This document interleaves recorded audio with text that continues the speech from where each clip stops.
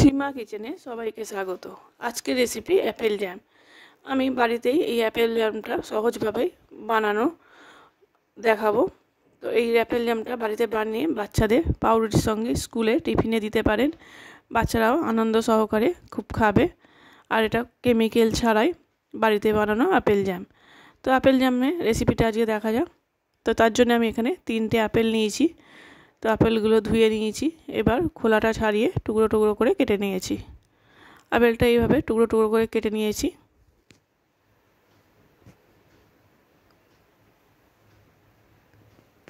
গ্যাসে কড়া বসে দিয়েছি, এখানে কিছুটা জল দিয়েছি, দিয়ে আপেলগুলো 5 মিনিট ঢাকা দিয়ে একটু সিদ্ধ করে নেব।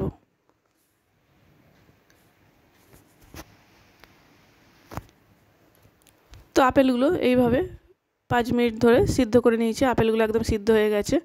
তো আপেলগুলো একটু ভালো করে সিদ্ধ করে নিতে হবে।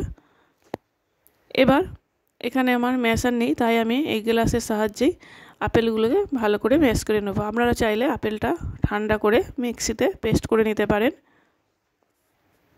তো আমার এখানে আপেলগুলো ম্যাশ করা হয়ে গেছে। এবার এখানে আমি 1 বাটি চিনি দিয়ে দেবো।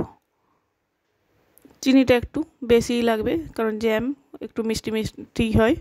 আর এখানে দেবো 4টে ছোটো এলাচ ভেঙে গুঁড়ো করে রেখেছিলাম, সেটাও দিয়ে দেবো। দিয়ে ভালো করে নাড়তে থাকবো যাতে নিচে বসে না যায়। চিনিটা যখন গলে যাবে তখন আমি এখানে সামান্য একটু ফুড কালার নিয়ে মিশিয়ে দেব। তো এইভাবে আমাকে নাড়তে হবে, ফুড কালারটাও মিশিয়ে দিতে হবে। দেখুন কালারটা কত সুন্দর হয়ে গেল। তো এইভাবে একটু নাড়তে হবে, মিডিয়াম আঁচে এটা নাড়বেন, না হলে গায়ের দিকে ছিটকাবে। তো এইভাবে নাড়ার পর 2 মিনিট এটা জেলির মতো থকথকে হয়ে এসছে।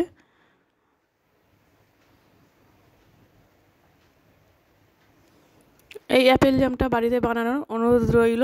অবশ্যই অ্যাপেল জ্যামটা বাড়িতে বানিয়ে বাচ্চাদের খেতে দেবেন, দেখবেন ওরা খুব ভালোভাবেই খাবে। তো এইভাবে নেড়ে আমাকে পুরো শুকনো করে নিতে হবে। আমার অ্যাপেল জ্যাম প্রায় রেডি। এখানে নামানোর আগে আমি অর্ধেকটা পাতিলেবুর রস দিয়ে দেব, দিয়ে আবারও একটু ভালো করে নেড়ে ছেড়ে মিশিয়ে দেব। দেখুন জেলির মতো পুরো থকথকে হয়ে গেছে। চ্যানেলটা ভালো লাগে সাবস্ক্রাইব করার অনুরোধ রইল। দেখুন কত সুন্দর হয়েছে অ্যাপেল জ্যামটা। এবার পাউরুটির সঙ্গে মাখিয়ে খেতে পারেন। আজকের ভিডিও এই পর্যন্ত। আবারও চলে আসুন নতুন কোনো রেসিপি নিয়ে।